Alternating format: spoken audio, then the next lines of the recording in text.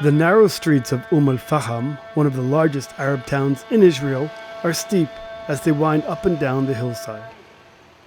The 50,000 residents of this town are on the literal edge of the Western Democratic State of Israel, about an hour's drive from Tel Aviv, and yet they rub shoulders with what may be the future Palestinian state in the West Bank on the other side of a nearby fence.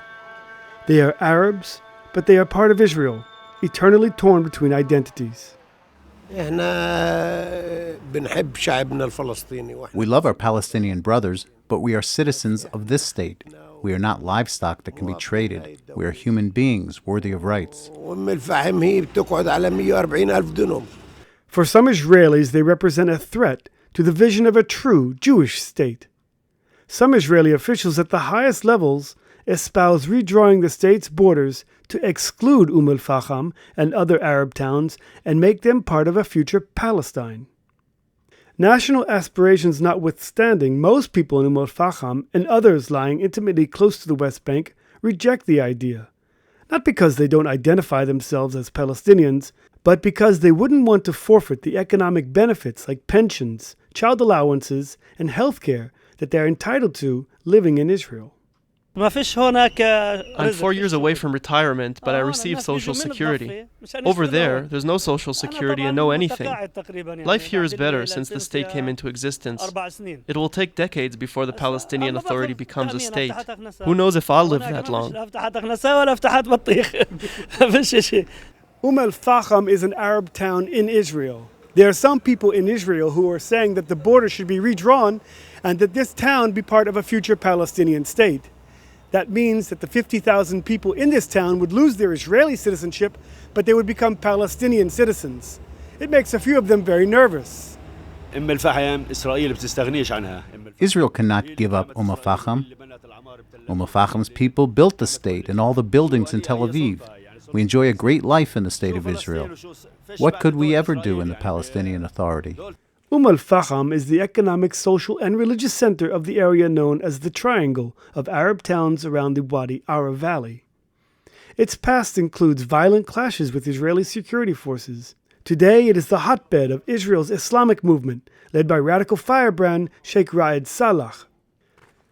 Khalil Aghbaria, editor-in-chief of the newspaper Mouthpiece of the Islamic movement, says he isn't worried about all this talk about being cut out of Israel. There's a great fear all over the world from the return of Islam into people's lives. A Palestinian state will never be. This country is not wide enough to accommodate two states for two peoples, so annexation will never happen. The younger generation is more defiant than their elders. If they give us all of our land, they can annex us, not only to the West Bank, but to Jordan, as far as I am concerned. The al-Fahm Art Gallery opened 15 years ago, and curator Saeed Abu Shakra says his main goal was to boost art in the Arab sector, a difficult task in this town of mostly farmers and construction workers.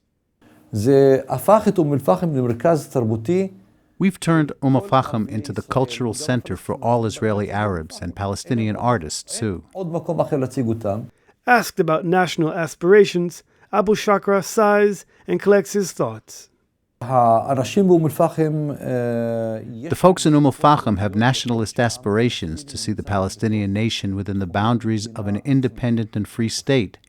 Those are our national aspirations, but ask us if we want to remain in Israel or not, 95% will prefer to remain. Both sides, the Palestinians and the Israelis, need to see me as a positive bridge between us. I'm not a danger to anyone. My existence here is to live with dignity. If there's a democracy here, then I use it to express myself without endangering anyone. From al-Fahm in northern Israel, this is Arieh reporting for the Media Line.